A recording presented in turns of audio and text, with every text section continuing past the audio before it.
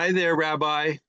Once again, we see the contrasts between our personal styles, you in your immaculate room and me in my junk pile. But I still enjoy our visits together. What's up for today?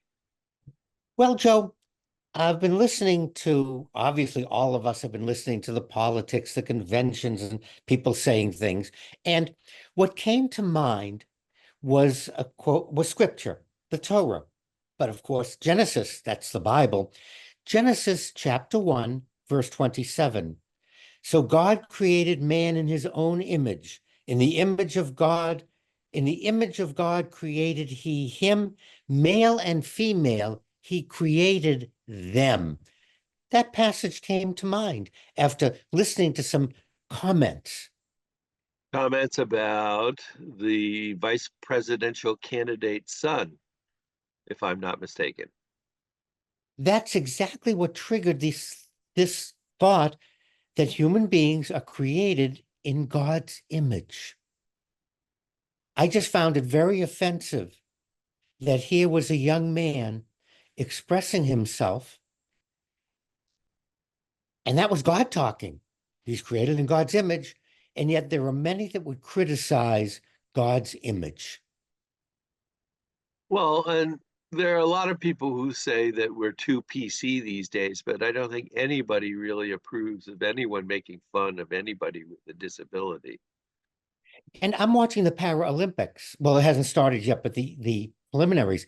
And there was a woman swimmer with no legs. And then there was a runner with those artificial metal legs that look like springs. And all of these people, everyone, it says it in the scripture, an image of God. And it's more than just ignorant. It's not just disrespectful.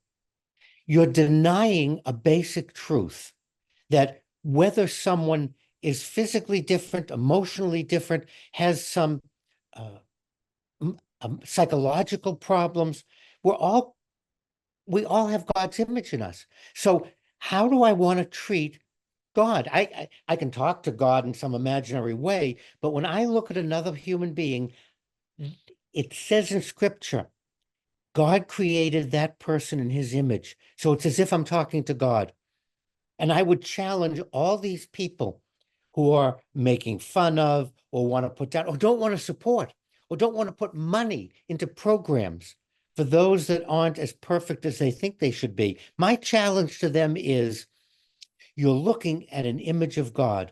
Is this really what you want to portray? Is this how you would treat God, with disrespect? And my late brother-in-law, God rest his soul, had a learning disability, and we became very close over the years. And it was always interesting to see people staring at him out of the corner of their eyes. Whenever we'd go in to get a slice, uh, everybody behind the counter knew Jeff and would say, "Hey, Jeffrey, how are you?" And after he passed, I went back in his memory to get a piece of pizza and tell them what had happened. And they told me stories about how much they admired him, what an admirable character is, how he was courageous, how he was intelligent. Things that we don't get to know if we just judge a person by the initial impression. And Joe, my 100 years experience as a rabbi and as a hospital chaplain, I have learned that each one of us is wrestling with something, whether it's physical, emotional, psychological. We all have. And we want to recognize that God created diversified people. God created people of different colors. God created people with different emotions. God created people with different abilities and disabilities, unabilities, things they can and can't do. But we all are in God's image. And that's what I want our viewers and listeners to take away from. Whenever we see any other human being, we want to say, created in God's image, this is how I want to treat God, rather than denying them, making fun of them. I want us to walk away, all of us, in God's image.